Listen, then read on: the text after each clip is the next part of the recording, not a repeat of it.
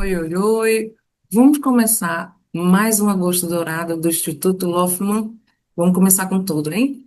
Vamos começar falando sobre disfunção oromotora em recém-nascido e lactente, seus diagnósticos, suas indicações e a reabilitação fonoaudiológica. Me chamo Débora Simões, fonoaudióloga neonatal e especialista em aleitamento materno. Prontinha para começar o mês mais brilhante que a gente tem do ano.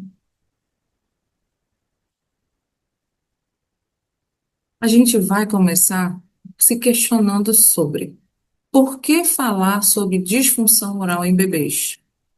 Por quê? Porque existe uma alta prevalência de dificuldade na amamentação em puérperas, principalmente e especialmente nas primíparas, e o impacto no aleitamento exclusivo.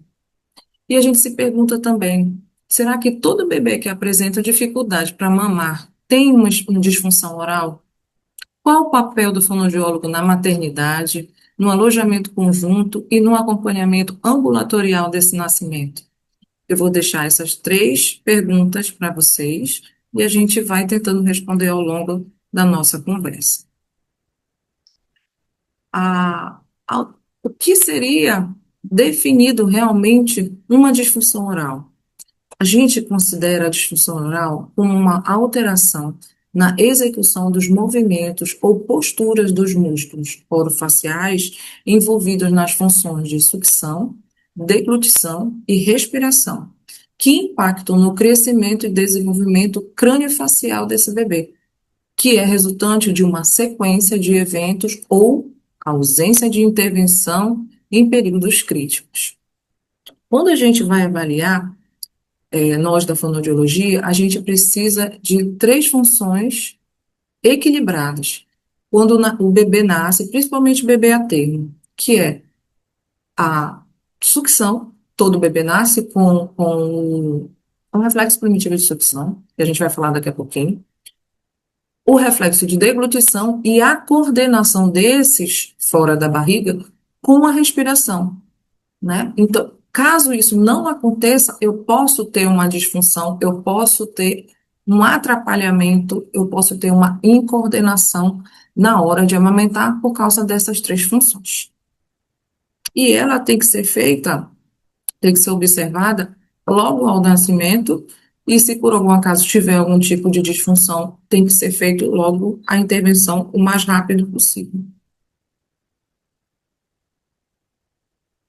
As principais queixas. Tá aqui. As principais queixas de difusão orais, elas são dadas pela mãe, logo de início. E a gente tem que ficar atento aos sinais de alerta. Quais seriam esses sinais de alerta que a gente tem como profissional que trabalha em aleitamento, não precisa ser só fonoaudiólogo, né? A gente tem que estar tendo atenção. Primeiro é a dor ao amamentar. Mesmo após o ajuste de pega e posicionamento. Mesmo depois que a gente faz o manuseio, faz o manejo de aleitamento, fica lá, observa, coloca, posiciona a mãe, posiciona o bebê, faz todo aquele ajuste e mesmo assim ela ainda vai se queixar de uma dor, a gente tem que ficar com meio assim, já colocando uma luzinha vermelha. Porque mesmo depois de toda a parte teórica de manejo estar já ajustado, e mesmo assim acontecer uma dor, a gente tem que se alertar para isso. Outro sinal é o quê? No bebê, são calos nos lábios, que sinaliza o que para a gente? Existe uma hiperfunção do lábio superior ou inferior, ou dos dois, na hora da pega e na hora da extração. O bebê tem que entrar com aquela clássica do lábio evertido, tanto o lábio superior quanto o lábio inferior, para fazer essa extração na mama, esse amaciamento e essa retirada. Se por algum acaso esse bebê, após várias mamadas, ele sair e começar com uma formação de calos, principalmente em centro de lábio, é porque o bebê ele está jogando essa força como se fosse uma pinça, né? Ele está forçando, fazendo muita força, muita hiperfuncionabilidade desses dois, ou de um, ou de outro, ou de ambos, né, como a gente falou aqui, na hora de extração. Ou seja, ele não está usando os demais músculos, ele está usando apenas músculo de lábio, que não é para fazer isso de forma isolada. Outro sinal que a gente também pode estar verificando é que o dorso da língua desse bebê ela fique mais esbranquiçado. É o famoso tapete branco na língua do bebê, que ele pode acontecer por uma disfunção, ou ele pode acontecer por causa de uma doença de refluxo. Né? Isso também a gente já ficou mais alerta, né? Mas normalmente, ou então, gente, a gente tem que lembrar que língua branca também pode ser sinal de fungo, né? Então, o fungo ele existe através de agentes que ocasionam esse fungo, que pode ser uma mama fissurada que possa desenvolver uma candidíase e essa mama passa para a boca do bebê, ou então o uso de bicos artificiais que, por algum motivo, foram infectados ou então foram mal higienizados e acabou fazendo essa cultura fúngica. Também pode aparecer, mas no caso das disfunções, a gente vai ver o motivo dessa língua mais esbranquiçada com aquele tapete de leite. Lábios abertos, ou em repouso, ou dormindo. O bebê normalmente tem que ficar com o lábiozinho fechado, né? Com o lábiozinho selado, velado, do jeito que a gente fala. Então, quando a gente percebe que esse bebê está com o lábio semi-aberto ou aberto, a gente vai desconfiar de algumas coisas. A gente vai desconfiar, principalmente, de uma língua mais posicionada, inchando a boca, em assoalho da boca, né? Por quê? Porque a língua em descanso, ela tem que estar lá no palato duro, lá no famoso céu da boca, descansando onde vão ser depois os dois dentinhos do meio, que são os centrais. Então, a língua, ela tem que estar assim, ó, acoplada, descansada em cima, né? Fisiologicamente, a gente tem que esperar isso do bebê. Caso aconteça o contrário, ela pode estar embaixo por causa de alguma limitação da sua estrutura, do freno lingual, que a gente vai falar daqui a pouco, ou também por uma questão nasal. De quê? Respiratória. Porque o que que acontece? Quando a gente nasce, a gente tem um padrão respiratório nasal.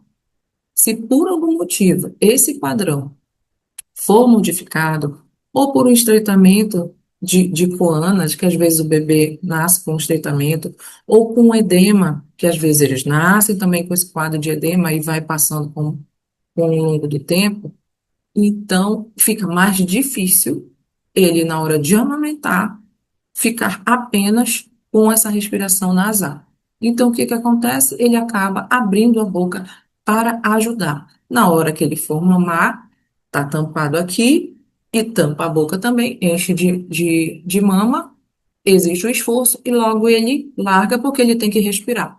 E depois em repouso ou dormindo, ele acaba abrindo a boca ou por motivo de respiração, por motivo nasal, alguma interferência na parte nasal, ou então pelo posicionamento da língua. E ele acaba fazendo a respiração mista, o que não é bom, por quê?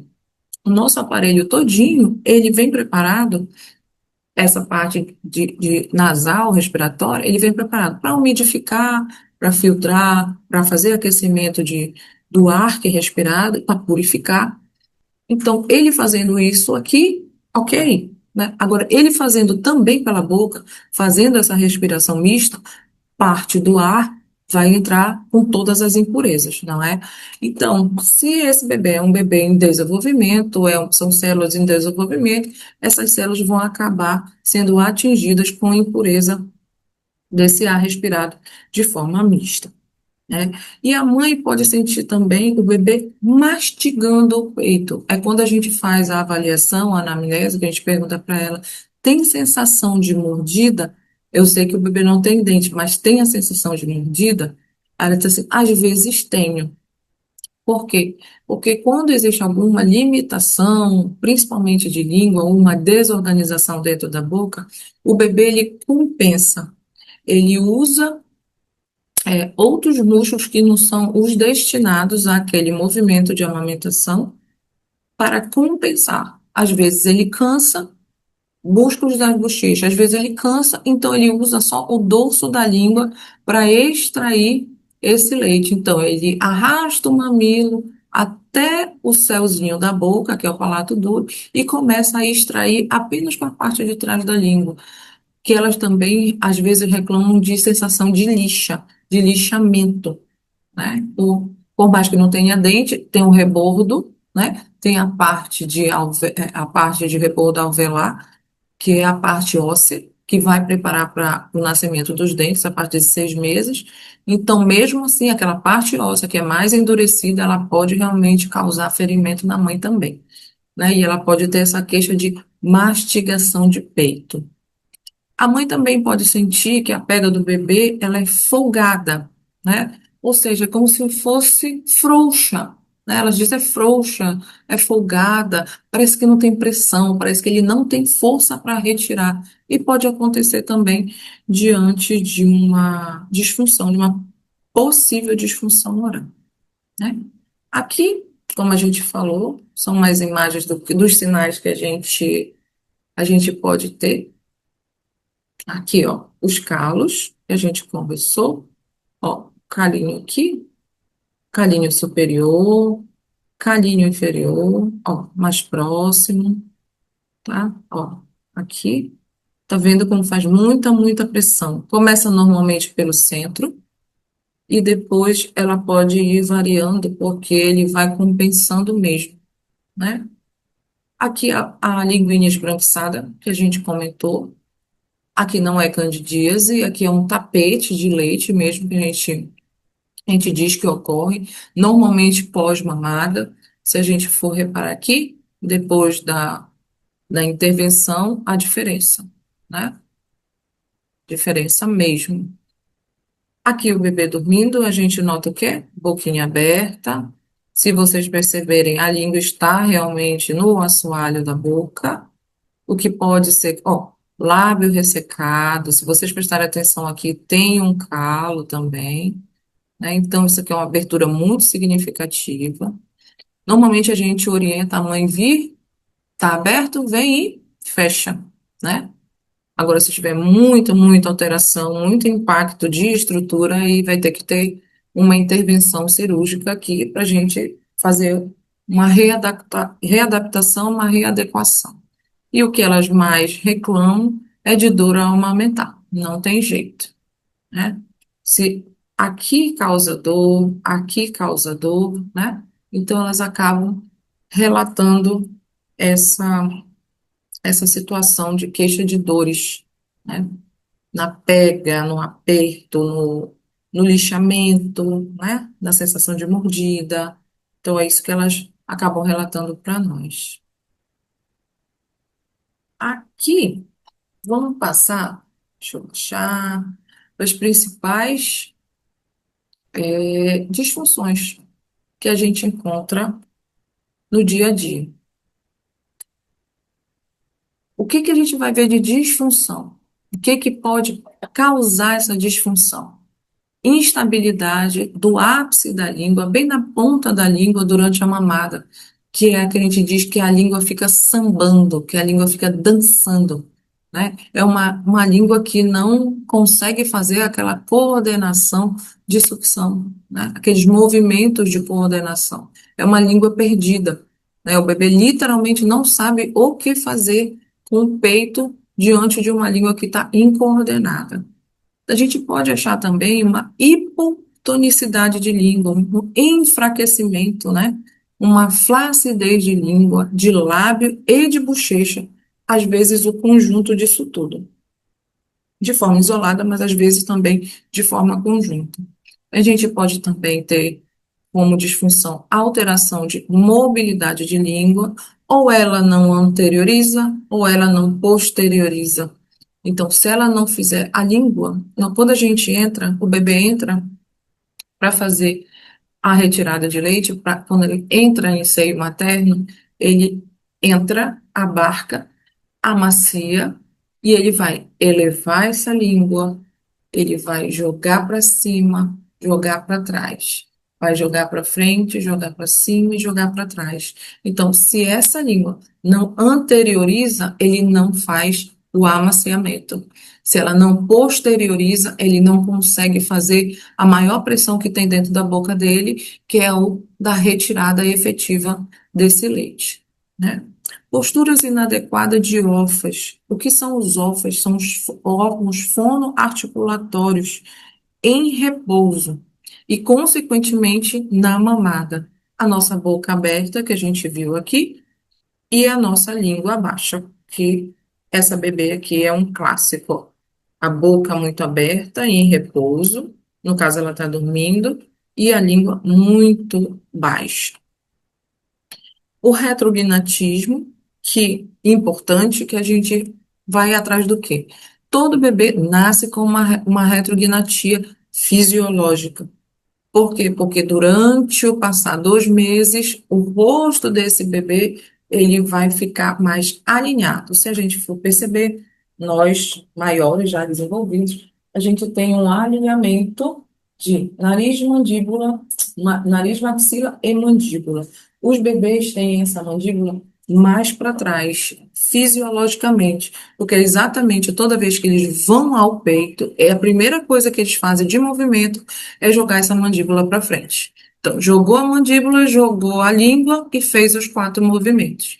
Então, com o passar do tempo, a gente espera que essa mandíbula vá para frente, vá se anteriorizando, que a gente chama. Então, se existe esse retrognatismo significante e importante, vai ficar mais complicado desse bebê fazer essa pega de forma adequada. Ele vai acabar adaptando também. E a gente tem a liberação cirúrgica do freno lingual sem acompanhamento. O que que acontece? Hoje em dia, o teste, né, a avaliação desse freno lingual, ele é feito através do teste da linguinha, que a gente conhece.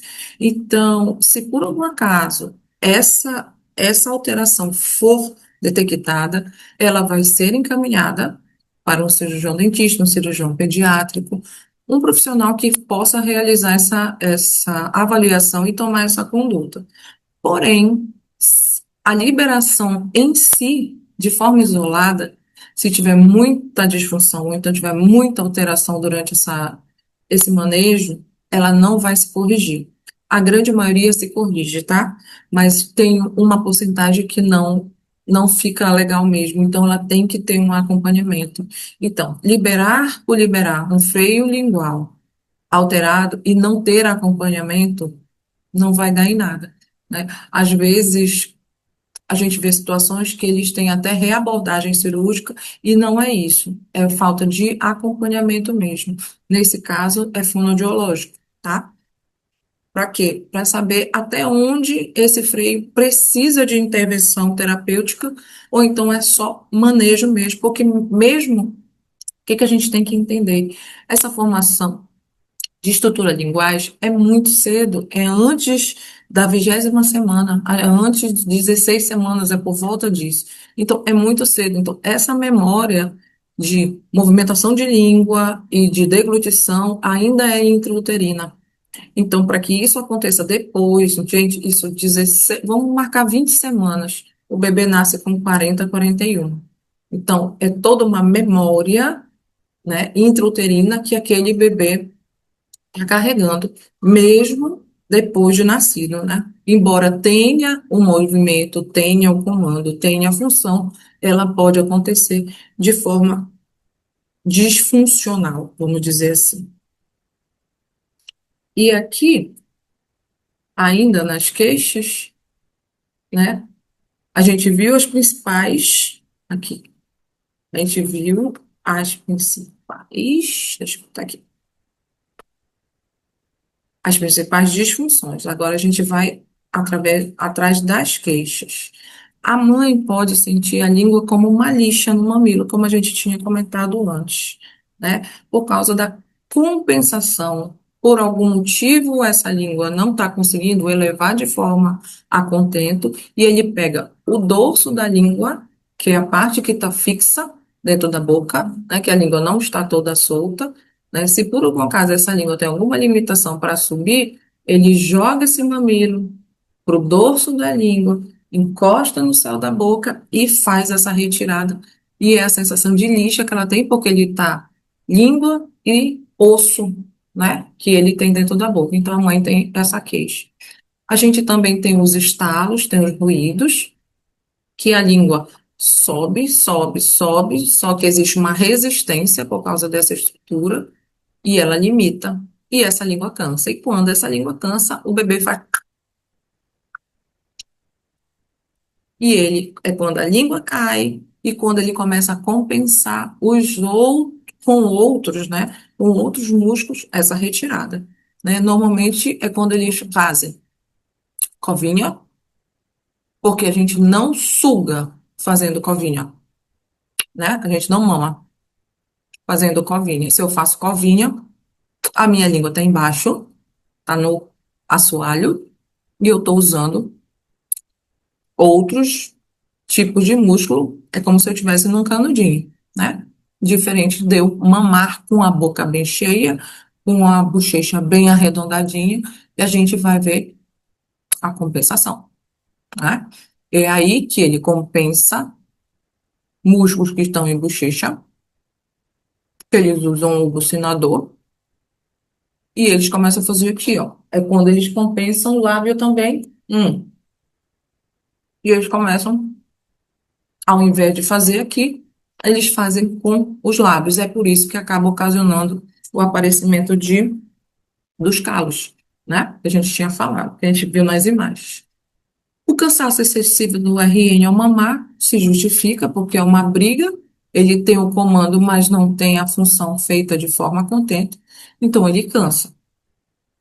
Gases recorrentes, porque na hora que ele cansa, ele começa a estalar, abrir a boca, ele começa a se reorganizar de uma outra maneira para fazer com que o cansaço anterior se compense. E os ares vão entrando, vai engolindo ar, vai engolindo ar. E as mamadas são extremamente longas, por volta de 1 hora ou mais. Aí eu falo para as mães, se um bebê, que o estômago é pequenininho, né? O volume é muito pequeno, ele, assim, o volume e a produção daquela mãe, que tem que ser pouca para encher um, um estômago pequenininho, pelo menos até a primeira semana, que é onde ele vai evoluindo. Se esse bebê ficar por volta de 1 hora ou mais, é muito tempo para comer, gente. É muito tempo para ficar lá e não ficar satisfeito. Então, existe o risco de cansaço, existe o risco de fazer fissura, fazer machucado nas mães, não tem jeito, né? Assim, ele pode estar apenas amaciando sem força o suficiente para que esse corpo da mãe produza, né, tenha a resposta de produção láctea para esse bebê, ou então eles são bebês que se irritam muito fácil e ao invés de ser muito longa essa mamada, são mamadas extremamente curtas. Assim, ou é um polo ou é o outro. Ou são mamadas extremamente longas, ou são mamadas extremamente curtas, que eles ficam demandando de tempo em tempo. Elas falam para a gente que assim, não, ele vai de 1 em 1 hora, ele não demora 1 hora, ele fica com fome, então algo está desorganizado nessa parte de tempo de mamada, né, gente? Nem muito pouco, também nem muito longo. E como consequências dessas disfunções, dessas queixas que a gente vai coletando com a mãe, a gente tem o quê? A gente tem os traumas mamilares, né? A gente vê os machucados acontecendo, vê as fissuras, vê as feridas, que começam pequenas, mas como são, assim, são bebês que demandam, ou por muito tempo, ou por tempo muito encurtado, essas feridas vão ficando maiores, maiores, maiores, por causa das demandas desses bebês. Então, os traumas mamulares, eles acontecem por causa dos pressionamentos também. Lembra no céuzinho da boca do bebê? É osso, né? É osso ali. Então, não tem o que amaciar. Então, é osso mesmo. A transferência de leite, a transferência láctea, ela é ineficiente, podendo ser lá no finzinho desse movimento, né? Pode ser só no lábiozinho, que só o lábiozinho não retira, né? A força de toda a parte muscular de dentro da boca do bebê pode estar diminuída e não está conseguindo fazer esse, como é que a gente fala? Esse incentivo, né? Esse amaciamento, né? Esse estímulo, veio a palavra, esse estímulo na mama da mãe, para que o corpo da mãe entenda e comece a fazer a produção e a ejeção desse leite, né? E, por consequência, a manutenção desse peso ou a perda desse peso. Lembrando que todo bebê, após nascer, a gente espera que ele perca até 10% do seu peso de nascimento. Dentro da primeira semana, ou por volta de 15 dias, a gente espera que isso aconteça. Ele mamando. Caso isso não venha a acontecer, já é um sinal de alerta, né? Porque ele perdeu líquido, porque ele estava em meio líquido, durante 9 meses ele estava em meio líquido, então ele nasce com um pouco de edema, né? Ele nasce inchadinho. E durante essa primeira semana, ele vai perdendo esse líquido de excesso e vai recuperando de forma alimentar. Caso isso não aconteça, isso tem que ser relatado para a pediatra, né? Junto com desidratação em excesso e desnutrição, né? O que causa essas situações todinhas levam para um único caminho, que é o desmame precoce, que a gente vê diante dessas situações, desse quadro de situação todinho, adversas, a mãe vai entrar com uma fórmula. E a mãe entra com uma fórmula dando através de uma mamadeira.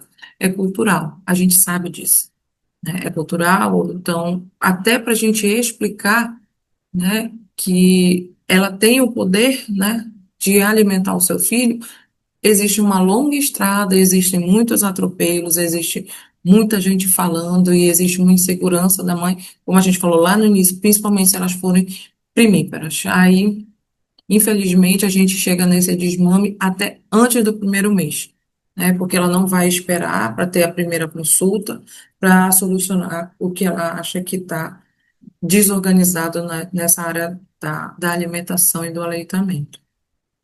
Então, essas ações entre mãe e bebê nas primeiras mamadas rapidamente se tornam um hábito bem estabelecido, ainda na maternidade. Então, se a gente pudesse ter acesso, a gente como doula, a gente como consultora, né? Como eu trabalho dentro de um hospital, eu trabalho dentro de uma UTI, mas também sou solicitada por vezes para ir nos alojamentos e nas enfermarias. Se essa abordagem pelo menos dentro das 24 horas ou dentro das 48 horas, ainda que a mãe e bebê permanecem no hospital, faria totalmente sim, seria crucial, faria a diferença. Por quê? Porque não é feito esse evento não é feito apenas por um profissional. A amamentação, ela engloba todos os profissionais. E dentro da maternidade, quando a gente quer realmente que aconteça, às vezes a gente nem precisa ter selo de Hospital Amigo da Criança. Basta a gente seguir os passos corretos para que isso aconteça. Então, vai do maqueiro, vai do agente de portaria, passando por todos os profissionais da saúde. Todos se falarem a mesma língua, vai dar certo. Mas, infelizmente, a gente não é o que eu vejo, né? Pelo menos na minha maternidade não é o que eu vejo. Minha maternidade é SUS e não é o que eu vejo. Eu trabalho há 15 anos lá. E, infelizmente, não é ainda uma cultura muito, coloca o bebê para mamar, o bebê está mamando, você tem leite, aí amassa a mama da mãe, você não tem leite ainda. É complicado. Não sei como é que vocês passam por aí, mas a minha realidade ainda é assim, né? Então, para a gente evitar que todo esse atropelo aconteça, a gente tem que fazer essa intervenção ainda nas primeiras mamadas, né? Para deixar bem claro a quantidade de leite, né, o tamanho do estômago do bebê, qual é o leite, tudo aquilo que a gente fala para elas, que na verdade a gente já deveria ter falado em algum momento no pré-natal e reforçar quando o bebê está ali nos braços dela. E a avaliação fonoaudiológica, como é que ela acontece? É, Normalmente a gente é solicitado, eu falei para vocês que eu trabalho numa UTI neonatal. Então, os bebês que eu recebo lá já são bebês específicos para virem ter uma avaliação fonoaudiológica e uma intervenção fonoaudiológica. Aí você vai perguntar por quê, Débora? Mas porque são bebês, na sua grande maioria, bebê prematuro. Então, bebês prematuros, lembra das três funções que a gente avaliou lá? A gente destacou sucção, deglutição e respiração. Normalmente, os bebês prematuros vêm com as duas primeiras encaixadinhas. Como eles são prematuros, a parte de respirar do lado de fora e juntar sucção e deglutição é muito, muito complicado para eles, porque eles podem parar de respirar, o que é que a gente chama de apneia, eles caem durante a avaliação, eles param de respirar na hora que eles deglutem. Por quê? Porque quando a gente deglute, a gente tem uma parada muito, muito rápida, de fração de microsegundos de respiração. Então, como eles não têm coordenação ainda, a gente vai ajudá-los a coordenar. É esse o nosso trabalho. Um dos trabalhos dentro da UTI neonatal, que eles chegam, vão ser sondados, então vão receber essa alimentação deles via sonda, tá? Seja nasoral, seja nasogástrica, seja nasenteral, nasentérica, não interessa, jejunal, não interessa qual a situação. A primeira alimentação deles vai ser via sonda, porque eles não têm maturidade ainda para receber direto por via oral, a não ser que eles tenham acima de 34, 35 semanas, que a gente já vê mais um parâmetro de segurança para isso. Mas nem todos são iguais, né, gente? Nem todos estão na mesma caixinha. Então, cada bebê é um bebê, cada organismo é um organismo. Então, a gente tem que avaliar cada um individualmente mesmo. Então, tirando os bebês prematuros, vamos falar dos bebês a termos, né, que é o que a gente lida realmente no dia a dia, é o que chamam a gente nos consultórios, é o que chama a gente para fazer consultoria, é o que a gente recebe nas UBSs. Então, vamos falar dos bebês a termo. O que que a gente vai avaliar? Eu estou falando de fono e de consultora e de profissional que lida com esse assunto. A gente vai atrás do reflexo de procura, o reflexo de sucção, o reflexo de mordida e o reflexo de gag. Reflexos esses que nascem com os bebês. Vamos ver. O reflexo de procura, a gente vai avaliar fazendo aqui, ó, toquinho no queixo, cabeça para frente e a gente, ó, tocou de um lado esquerdo, vira para o esquerdo. Trocou para a direita, vira para a direita. Tocou aqui em cima, ó, nesse intervalo, eles abrem a boca. Então, ele é o reflexo de procura, ou reflexo de busca, também chamado, ou reflexo dos pontos cardeais, que são, ó, direita, eles viram, esquerda, eles viram, em cima, eles abrem. E quando faz procura, abertura, e a gente introduz o dedo ou o mamilo, pode ser, né? O seio da mãe, de preferência, são bebês a termo, eles fazem o reflexo de sucção. Para quê? Reflexos de sobrevivência, reflexos de alimentação que já vem com eles. Vamos lembrar uma coisa. Quem já, quem já viu ou já fez uma ultrassom que apareceu o bebê sugando o dedo lá na barriga? Reflexo de sucção. Ele buscou o dedinho, seja da mão, seja do pé, parte do cordão umbilical que eles fazem também. Passou por aqui, já está ativado esse reflexo de forma intrauterina. Então, se a gente for buscar, se a gente tem, se alguma de vocês tem alguma ultrassom registrando isso, ou já viu algum ultrassom, é esse o reflexo que vem de forma intrauterina, que é o reflexo de busca e sucção. Beleza?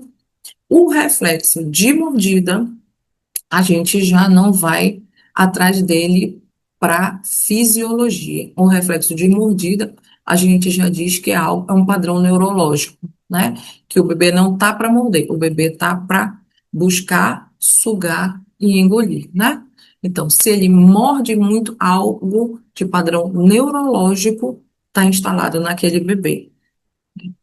O reflexo de gag, assim, esse reflexo de procura e o de sucção, ele vai nascer com o bebê e ele vai se perdendo através do tempo.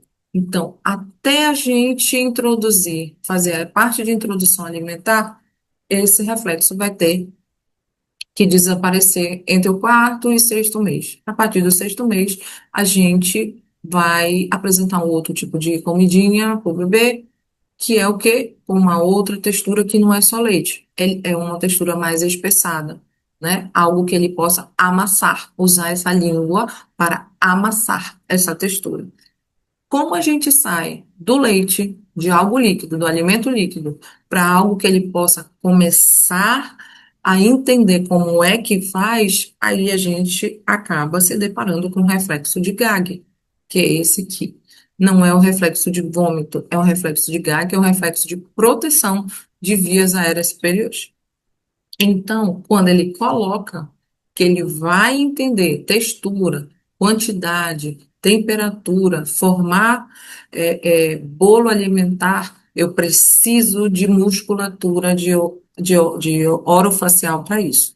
Então, se eu não tenho uma língua que funcione de forma legal, as bochechas que tenham força, eu não vou conseguir formar esse bolo alimentar, né? Então, a disfunção também dá continuidade com o passar do tempo do bebê.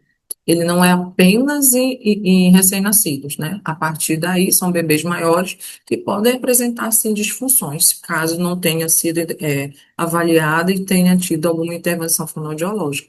Mas esse reflexo de Gag também está presente, principalmente a partir de 6 meses na introdução alimentar, por causa da textura, da novidade de textura, quantidade na boca daquele bebê. Ele vinha treinando uma coisa, se fosse em mama, fosse em mamadeiro, e aquilo mudou radicalmente, então ele precisa ou se reorganizar para fazer essa nova deglutição. Próximo.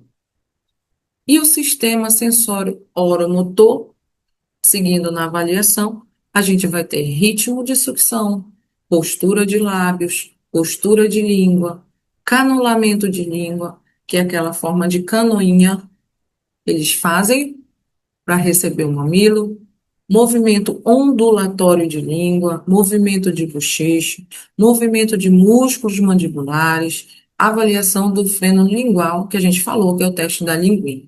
Tá?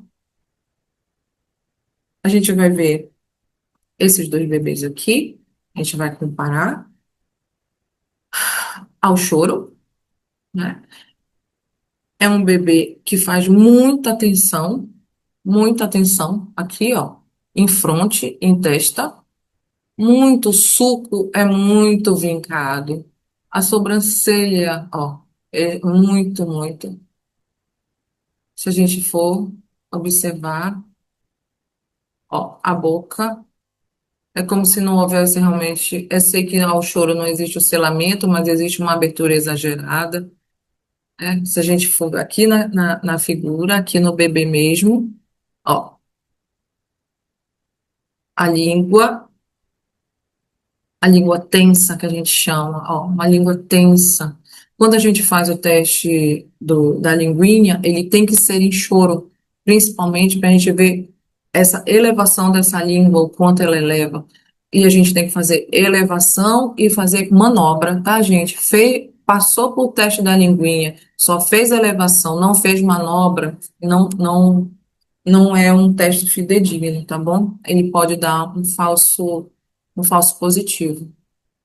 Aqui, ó como eles se estressam facilmente, então o rosto todo tá muito tenso, muito tensionado. Tremem, né? Por vezes tremem o queixo. Esse suco aqui ao lado, está muito presente, muito aprofundado. Se vocês forem perceber aqui nessa aqui de caricatura e no bebê real, a gente vê tudo isso, então está tudo muito tensionado. Se está tudo muito tensionado, a gente tem que ir atrás da causa desse tensionamento. Então a gente vai e a gente pode achar, pós-avaliação, o quê? Hipotonias, hipotonias, que é comum no recém, ai, perdão, que é comum no recém-nascido pré-termo, que eu falei, são os prematuros, são bebês ainda com pouca força, porque são prematuros, né? Algumas síndromes e pacientes neurológicos. Não que a gente não vá receber os pacientes prematuros, às vezes o paciente prematuro tardio, de 36, 35 semanas e meia, acabam chegando para a gente também com algumas queixas em relação à amamentação de força, né, de tempo de mamar. As síndromes que normalmente chegam, né? E os pacientes neurológicos que existem também. Então, eles também, a gente tem que fazer esse manejo. Aí, você diz, Débora, mas essa amamentação em seio é possível? Às vezes sim, às vezes não. Lembrando que a amamentação mista também é amamentação, se for amamentação através de uma madeira, também pode acontecer. Então, a gente só tem que ajustar e orientar essa família para que isso seja feito da maneira mais segura e possível, né?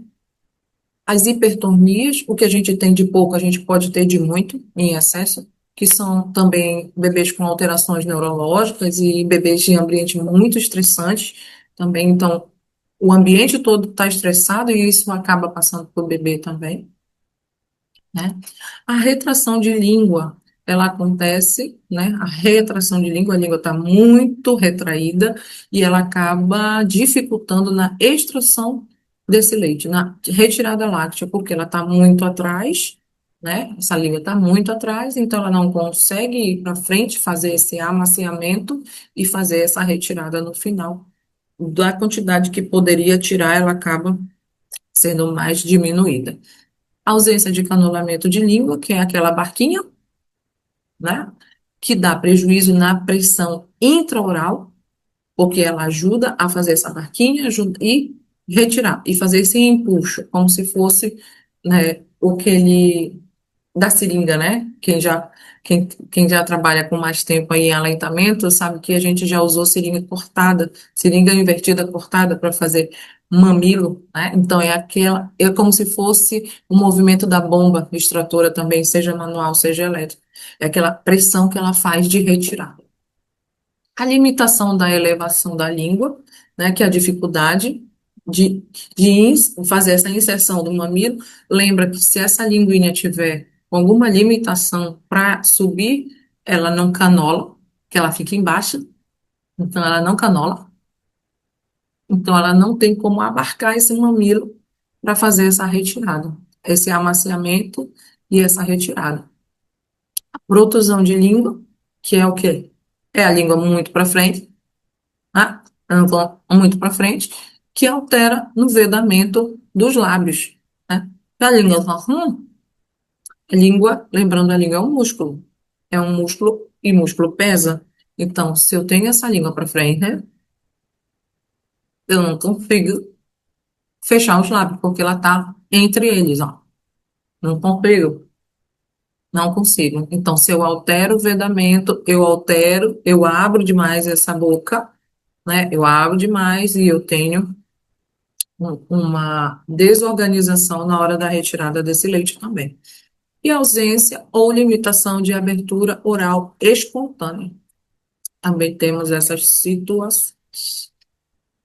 Também temos a sucção que é débil, chamada débil, principalmente ocasionando alimentação insuficiente. Então, se essa sucção, lembra que essa sucção é desde lá do útero, se ela está rebaixada, se ela está com alguma pouca força, né?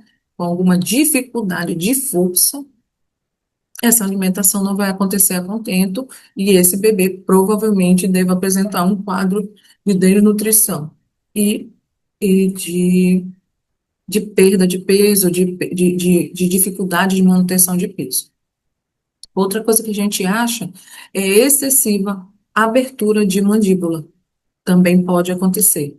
Então, a gente tem que fazer algumas técnicas para fazer essa redução de abertura, tá, gente? O vedamento labial insuficiente, que a gente já vem falando, a estabilidade de bochechas pobre, né? A dificuldade no início da sucção, que às vezes eles têm essa dificuldade de iniciar esse disparo que a gente chama de sucção, que principalmente bebês que têm algo mais, um quadro mais reservado, eles apresentam.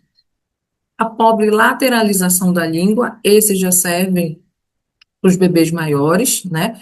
Porque a partir de 6 meses eles vão começar a jogar essa língua para a lateral. E se por algum acaso essa língua tiver alguma limitação, como a que a gente vai falar agora em seguida, que é a anquiloglossia, que é a língua presa, não tem como essa língua lateralizar, não tem como essa língua fazer limpeza de alimento que fique em bochecha, em rebordo de bochecha, né? Então, vai ficar mais difícil também essa criança maior, né, na parte de alimentação.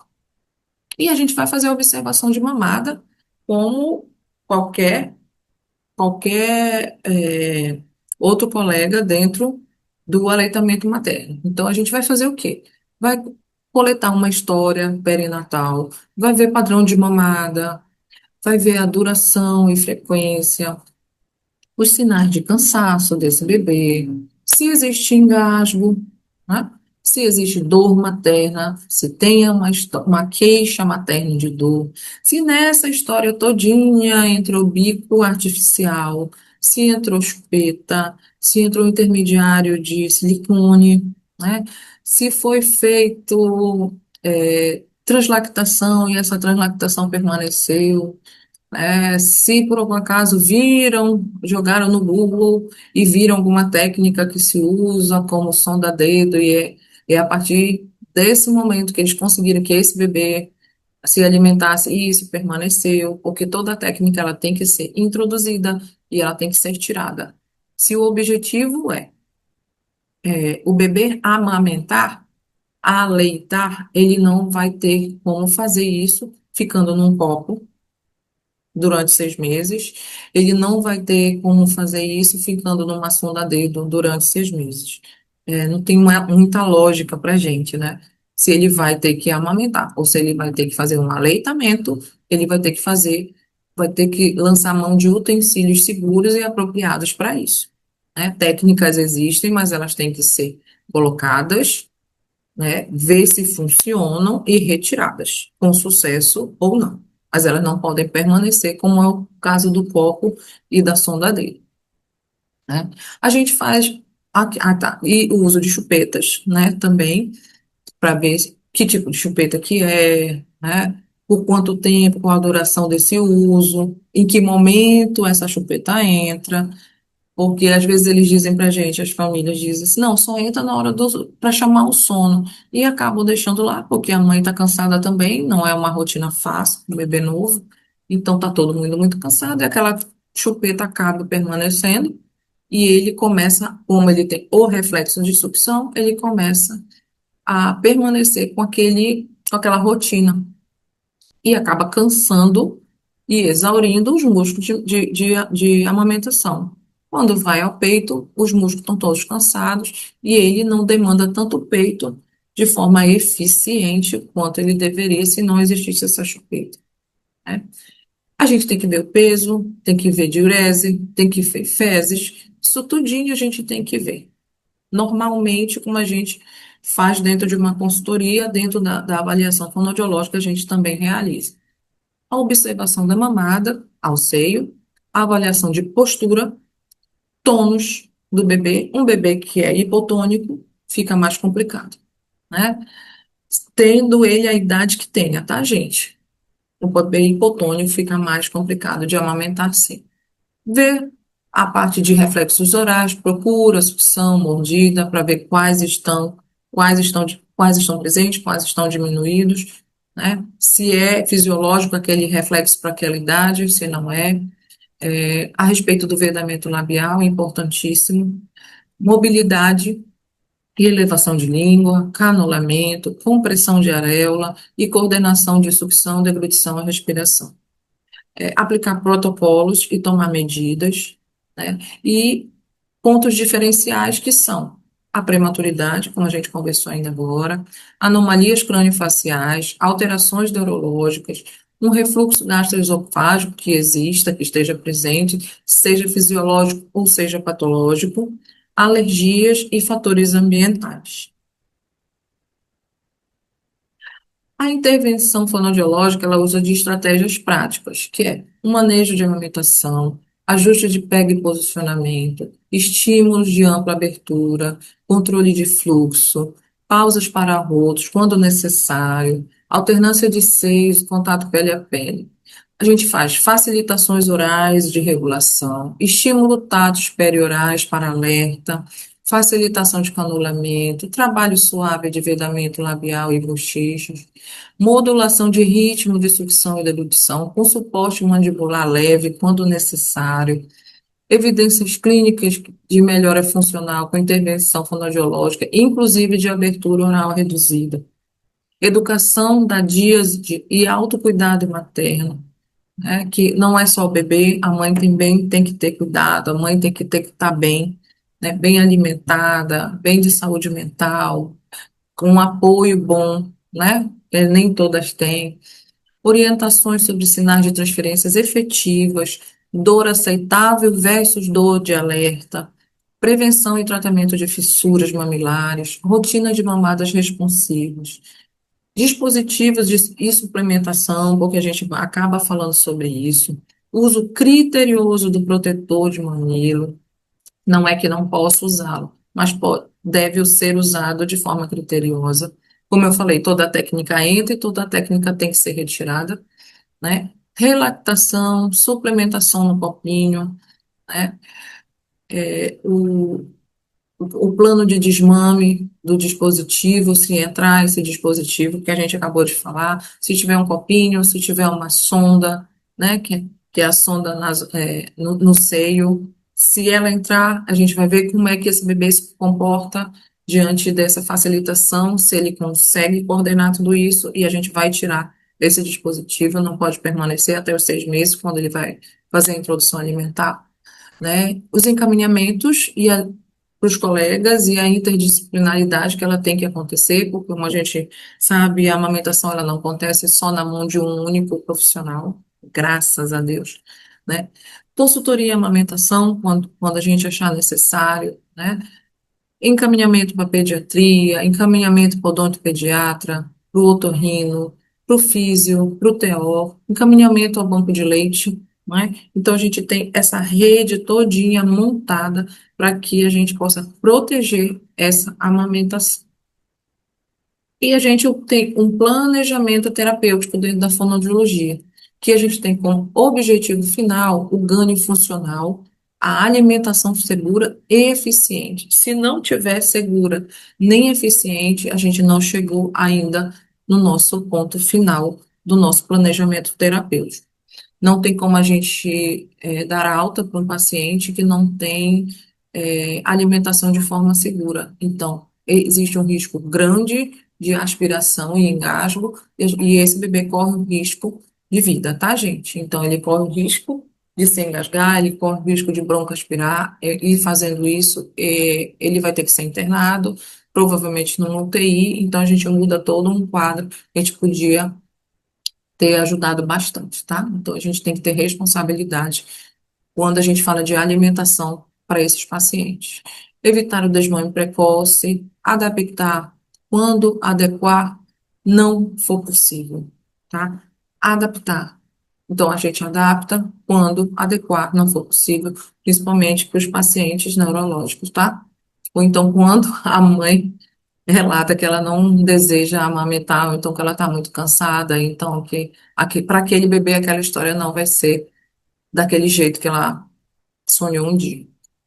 E se necessidade houver de complementação na amamentação, escolher o utensílio de acordo com o desempenho motor oral e objetivo terapêutico, né? Não tem como a gente como eu falei para vocês, deixar um bebê somente num copinho, ou então indicar qualquer tipo de bico, no caso de uma mamadeira, explicar que tem tamanhos de furos, que esses bicos eles têm que ser trocados, eles têm tamanho por idade, eles vão evoluindo de acordo com a idade do bebê. Eu tenho que ver o tamanho dessa cavidade oral desse bebê, se é um bebê muito pequenininho ou se é um bebê muito grandão. Então, a gente vai ter que adequar dentro do objetivo e do planejamento terapêutico. E gerenciamento clínico, né? A gente não pode soltar esse bebê para uma família sem fazer um acompanhamento. Acompanhamento e evolução para a gente chegar nesse nível de pegar um bebê assim e entregar um bebê assim, né? Esse é um antes e depois de um bebê, que a gente tem que fazer o que dentro do acompanhamento e evolução? Uma redução e uma cessação de dor materna, quando ela existe, mamadas mais curtas e eficientes, ganho ponderal adequado, redução de estalos, vedamento e canulamento eficazes, maior vigília durante a mamada, fazer uma reavaliação semanal nas primeiras semanas, o plano de alta com sinais de manutenção, orientação para retorno, se houver regressão, né, que pode haver, né, pode haver sim, e abordagem centrada na DIAD, sempre baseada em evidência científica e em trabalho multidisciplinar, né? Não dá para andar sozinho nessa vida. E a minha mensagem que eu deixo é que a fonoaudiologia neonatal e pediátrica desempenha um papel fundamental no diagnóstico e tratamento das disfunções orais em bebês, garantindo que o recém-nascido consiga mamar de forma eficiente, segura, sem engasgos ou aspirações e sem causar dor na mãe. Espero que vocês tenham gostado dessa nossa conversa, dessa nossa abordagem. Até a próxima.